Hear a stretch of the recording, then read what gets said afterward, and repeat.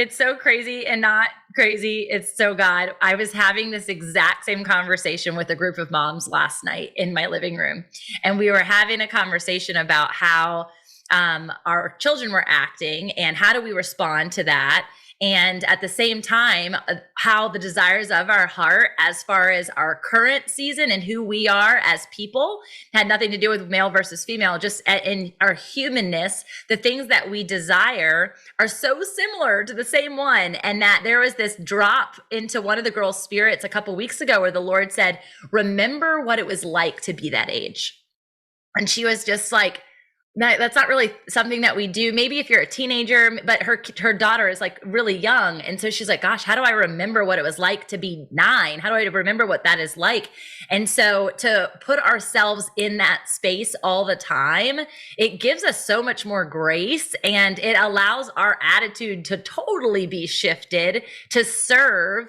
And then it followed into, I was having friction filled moments with my feisty 4-year-old back in the day. And I didn't know what to do with him. And so this mom was in the exact same spot. She was like, I was on my face earlier today, and she was a stay-at-home mom. And she felt like guilt over the fact that some of the women in the group were like, gosh, I would love to do that. And, everyone loves to do what they think they want to do until they're actually in the midst of it. Like, I would love to be an entrepreneur. And then you're like, this is for the birds. This is hard. And so it's kind of the same thing as a mom, a stay-at-home mom, because I did that for 3 years, and that was hard work, y'all. So she was like, I'm on my face about my son. And he's just so feisty and combative. And I just kind of got to smile because, when you are on the other side of that, or you've walked through something and you cannot wait to share, but you also know that they're going to get through it, whether you decide to share or not, if the Spirit doesn't lead you to do so. Well, I was in that moment and I was just like, it's going to be okay. She's going to get through it. But the one piece of advice that I think is so connected to this, and we'll jump into other people sharing, was what a therapist told me when I actually went to play therapy with my son.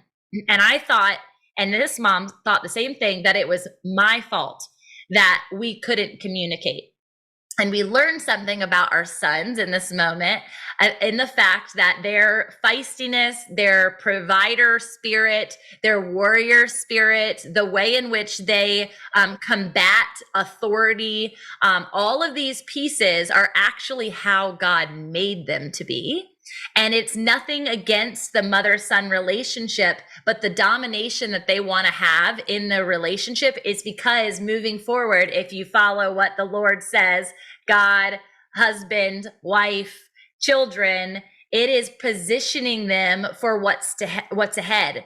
And why we're having such a problem in the realm of relationships and men is because we're living in what they call a fatherless nation, specifically because if it's just a bunch of women raising men, we're trying to push them down to not have a voice so that we can lead the charge, which is where women empowerment comes. So I just told like 5 bajillion problems at everybody's feet and ideas and thoughts. And I would love to hear what people are talking about. But in that moment, it was the recognition that like our desire for control and our like teenage, like stomp, stomp, stomp, this is how I want it to be done, is not the way in which we should exist or have an attitude towards the things that the Lord is actually developing in other people.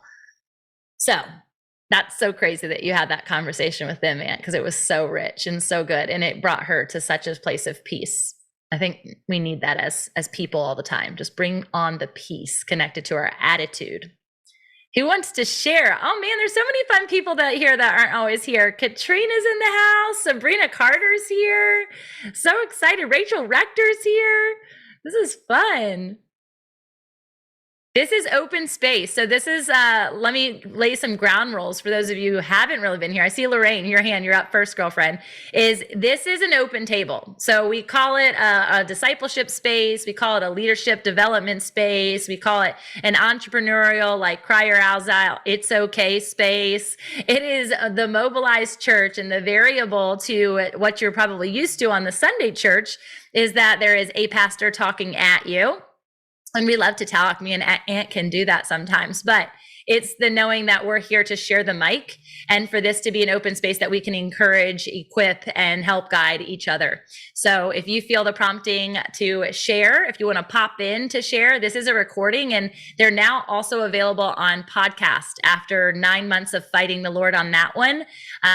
You all actually were the ones who said, we really, really want this for the weeks that we're not here, because there's such richness that is provided to the entrepreneurial spirit and us trailblazers. So thank you guys for being here, and we're excited for you guys to jump in. Lorraine, what's up, girl? I will say real quick, Yeah, I don't talk at you.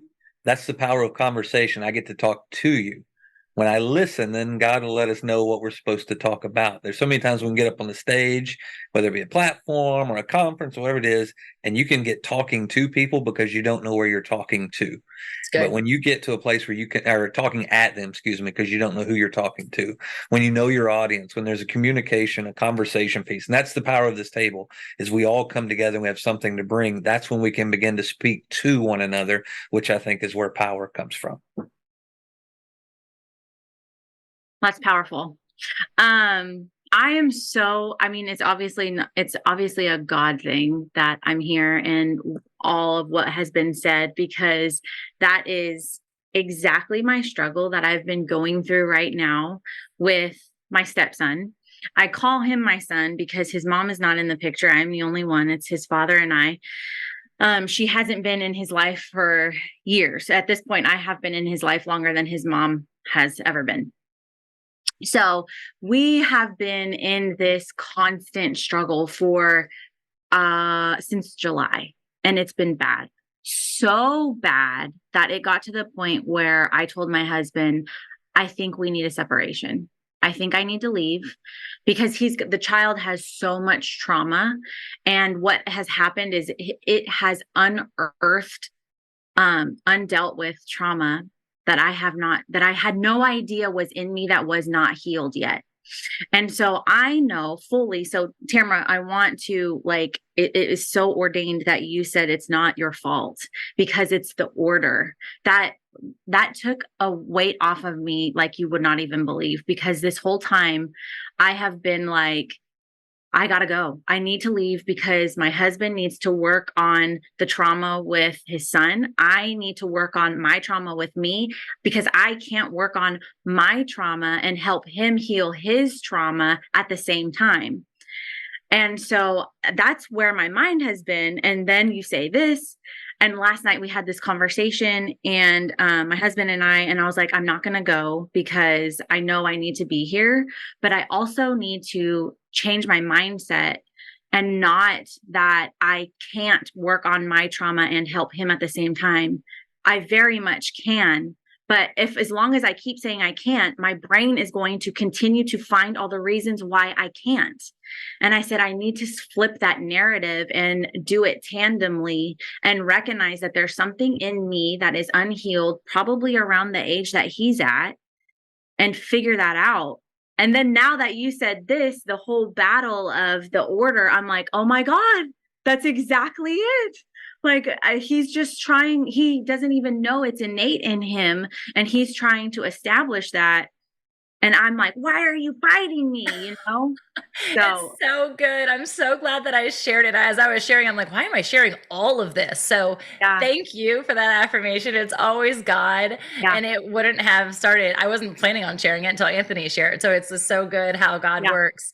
Remembering connected to that with that order, there's also seasons and times. So even though he will one day take that rightful place, if you're going into the order, the children are still here. So there's still an authority conversation. There's still a domineering conversation, and integrity conversation on both of your all's behalf on what does that look like in this season, and how do you foster that so that when he takes that rightful provider position, it's done effectively. The way that we did that was through martial arts. And so there's lots of different ways that can happen. And I'm sure you guys will come up with your own way. I don't know exactly how old he is, but it was the unlock for him in so many different ways.